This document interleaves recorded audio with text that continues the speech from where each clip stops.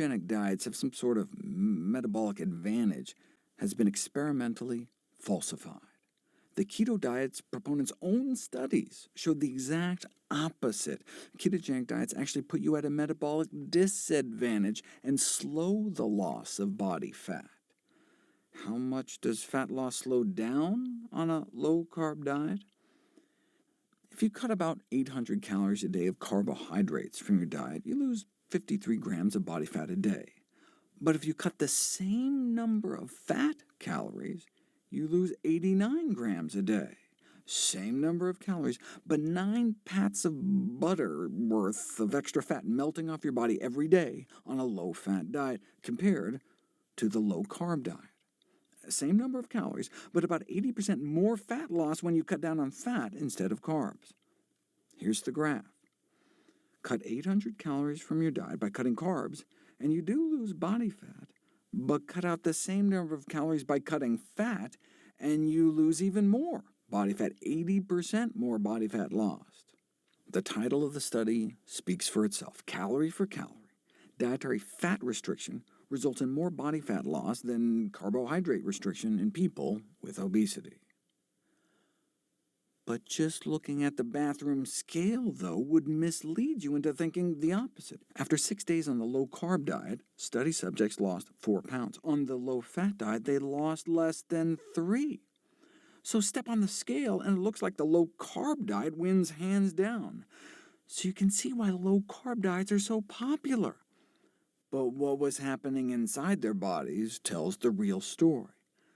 The low-carb group was losing mostly lean mass, water and protein. This loss of water weight helps explain why low-carb diets have been such cash cows for publishers over the last 150 years. That's their secret. As one weight loss expert noted, rapid water loss is the $33 billion diet gimmick. When you eat carbohydrates, your body bulks your muscles up with glycogen for quick energy. Eat a high-carbohydrate diet for 3 days, and you may add about 3 pounds of muscle mass onto your arms and legs.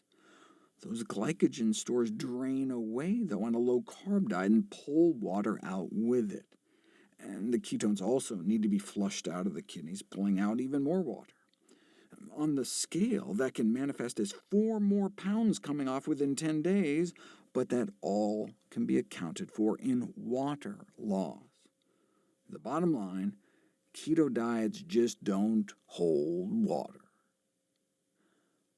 But the thrill of seeing the pounds come off so quickly on the scale keeps many coming back. When the diet fails, the dieters often blame themselves. But the intoxication of that initial rapid weight loss may tempt them back, like getting drunk again after forgetting how terrible the last hangover was. This has been dubbed the false hope syndrome. The diet industry thrives off a repeat customer, something low-carb diets were built for, given that rapid initial water loss. But what we care about is body fat. In 6 days, the low-fat diet extracted a total of 80% more fat from the body than the low-carb diet. That's not just one study. If you look at all the controlled feeding trials, where researchers compared low-carb diets to low-fat diets, swapping the same number of carb calories for fat calories, or vice versa, if a calorie is just a calorie, then all the studies should have crossed that zero line in the middle, and indeed, 6 did. One study showed more fat loss on a low-carb diet, but every other study favored the low-fat diet. More loss of body fat eating the same number of calories. Put all the studies together, and we're talking 16 grams more daily body fat loss on the low-fat diets. That's 4 more pats of butter melting off your body on a daily basis. Less fat in the mouth means less fat on the hips, even taking in the same number of calories.